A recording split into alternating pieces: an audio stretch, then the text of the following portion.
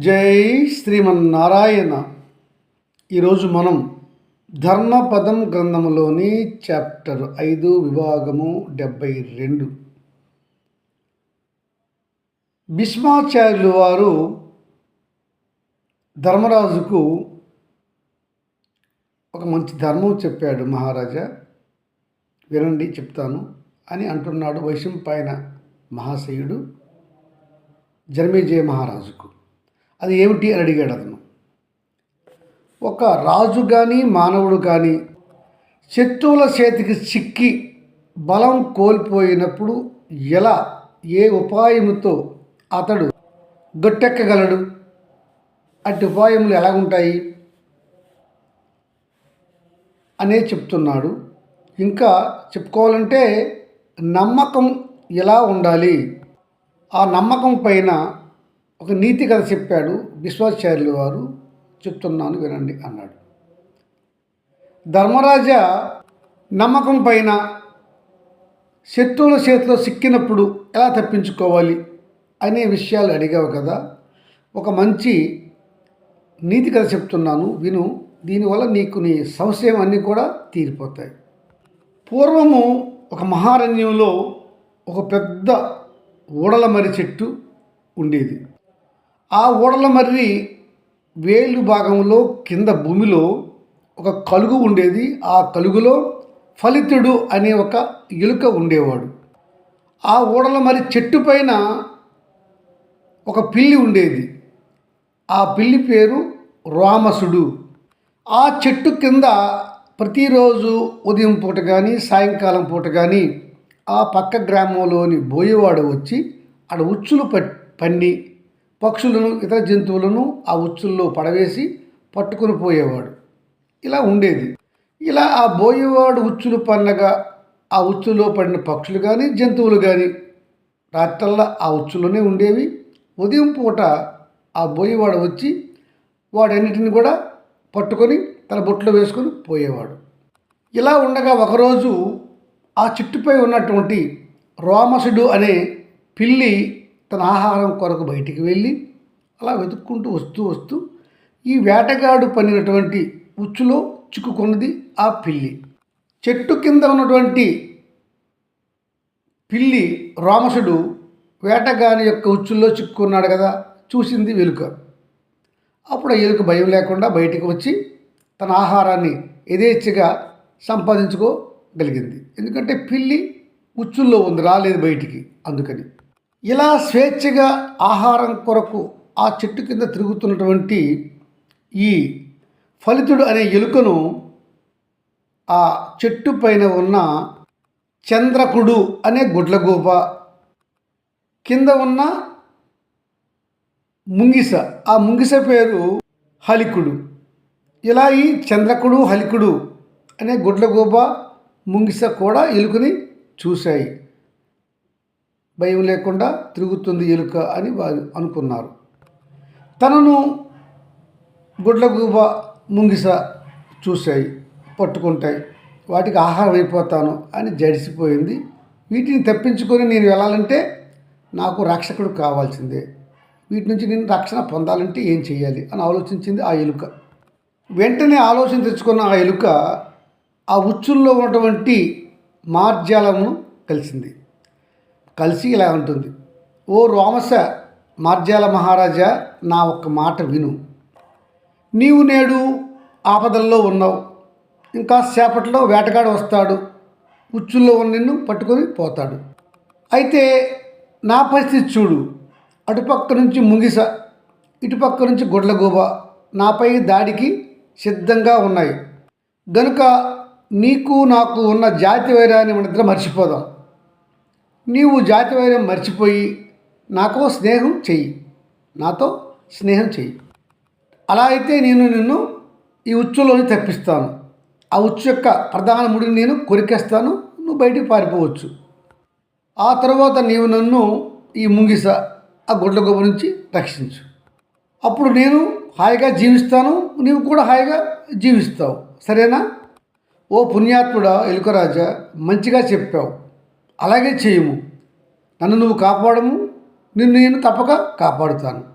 నేను భగవంతునిపై ప్రమాణం చేసి చెప్తున్నాను, నేను కాపాడుతావు, నన్ను రక్షించను అని చెప్పాడు మార్జాలము.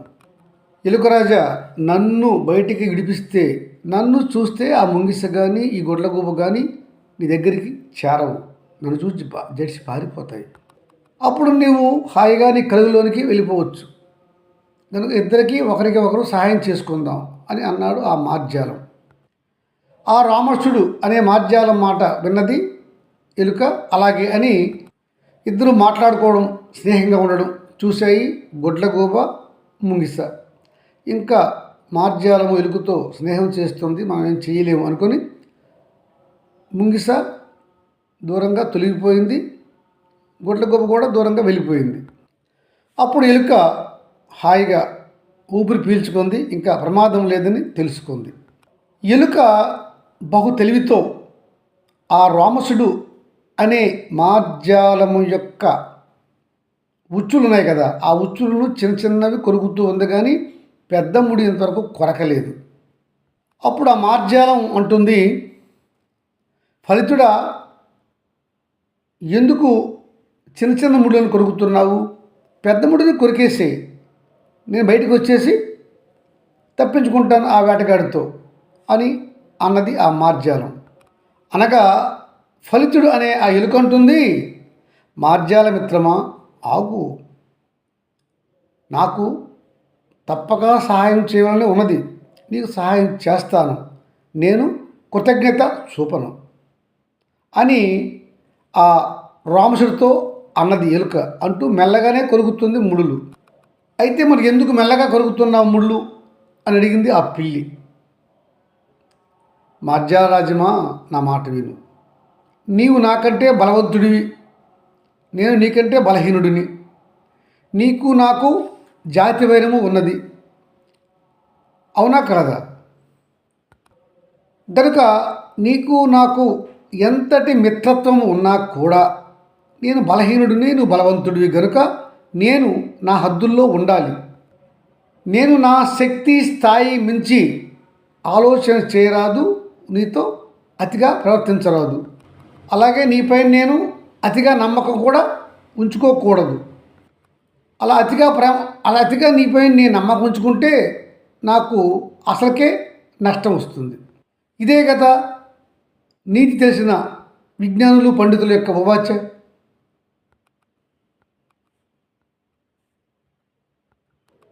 అయినా మార్జారాజమా, నేను నా నీతి తప్పను, నిన్ను కాపాడుతాను, మాట ఇచ్చాను, కాపాడుతాను, కానీ ఇప్పుడే కాదు, కొంచెం ఆగు.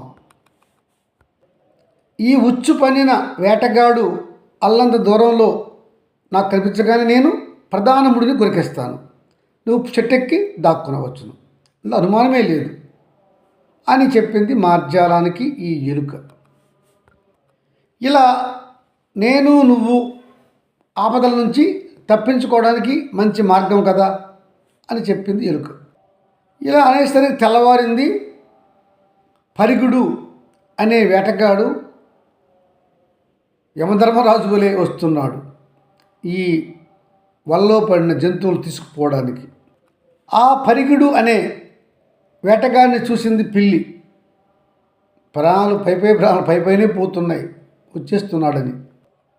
ఈ ఫలితుడు అనే ఎలుక కూడా చూసింది ఆ వేటగాడిని.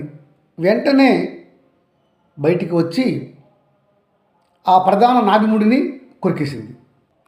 కొరికిందే తడవుగా ఎలుక మరలా వెళ్ళి తన కలుగులో దూరిపోయింది. ఇలా ఉచ్చు కొరకగానే ప్రధాన నాభిముడి పిల్లి బయటికి ఒక్క లంగంతో లంఘించి చెట్టెక్కిపోయింది. ఇలా ఇద్దరు కూడా తమ తమ ప్రాణాలను కాపాడుకున్నారు. వచ్చాడు వేటగాడు, ఏ జంతువు పడలేదు, పైగా తన వల కొరికివేయబడి ఉన్నదని చూసుకొని బాధపడుతూ వెళ్ళిపోయినాడు. ఇప్పుడు ఈ మార్జాలం రాజ్యం ఉన్నది కదా, ఈ మార్జాలము రామసుడు ఆ ఫలితుడు అనే ఎలుక కలుగు వద్దకు వెళ్ళి, మిత్రమా, ఎందుకు నువ్వు దాక్కుంటున్నావు?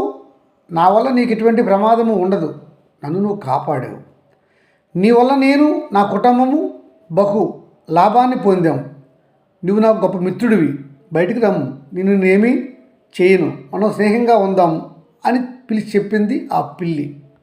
అనగా కలుగులో ఉన్న ఆ ఎలుక అంటుంది, మార్జాల రాజ్యమా, నీవు నాకు సహాయం చేశావు, నేను కూడా నీకు సహాయం చేశాను, ఇద్దరము సహాయాలు చేసుకున్నాం, అక్కడికి సరిపోయింది కదా. నీకు నాకు మంచి స్నేహం ఉండి ఉండవచ్చు, నేను కాదన్ను. కానీ నీలాగనే నీ భార్యకు, నీ బిడ్డలకు నా పైన స్నేహం ఉండాలనే నిబంధన ఏమీ లేదు కదా. మనకైతే జాతి వైరము ఉండనే ఉన్నది కదా. ఈరోజు మిత్రులుగా ఉన్నవారు రేపటికి శత్రువులుగా మారవచ్చును, ఇది కూడా అవశ్యం జరిగేదే కదా. నీతో నాకు ఒకవేళ స్నేహం చెడితే ఏమవుతుంది? నీకు కానీ నీ కుటుంబానికి కానీ నేను ఆహారం అయిపోతాను. పండితులు ఏం చెప్పారు? స్నేహమైన, వియ్యమైన, కయ్యమైన సరి సమానమైన వాళ్ళతోనే చెయ్యాలి అని చెప్పారు కదా. నీవు నిన్న సాయంత్రము రాత్రి ఆకలితో ఉన్నావు, ఇప్పుడు నేను బయటికి వస్తే నన్ను నువ్వు ఉదయం పలహారం కింద భోంచేస్తే నేనేం చేయగలను? ఓ రోమస మార్జారాజ్యమా, ఒక కథ చెప్తాను విను. పూర్వము మన పూర్వీకులు భృగు కుమారుడు శుక్రాచార్యుల వారు వారి శిష్యులకు ఒక కథ చెప్పాడు. అది చెప్తాను, కొంచెం వినండి. ఎవరైనా బలవంతుడైన వానితో బలహీనుడు అవసరరీత్యా స్నేహం చేసినా ఆ అవసరము తీరిపోయిన తర్వాత ఆ బలహీనుడు దూరంగా ఉండాలి, జాగ్రత్తగా ఉండాలి. అలా లేకపోతే ఆ బలవంతుడైనటువంటి మిత్రుడితో బలహీనుడైన మిత్రుడికి ఆపదలు తప్పవు. ఇంకా ఏం చెప్పాడంటే శుక్రాచార్యుల వారు, నమ్మతగని వారిని నమ్మనే నమ్మకూడదు, నమ్మ తగ్గ వారిని కూడా ఎంతగా నమ్మాలో అంతవరకే నమ్మాలి, పూర్తిగా కాదు. ఇంకా ఇతరులు తనను నమ్మే విధముగా తాను వారిని నమ్ముతున్నాననే అనిపించే విధముగా ప్రవర్తించాలి, కానీ తాను మాత్రం వారిని పూర్తిగా నమ్మరాదు.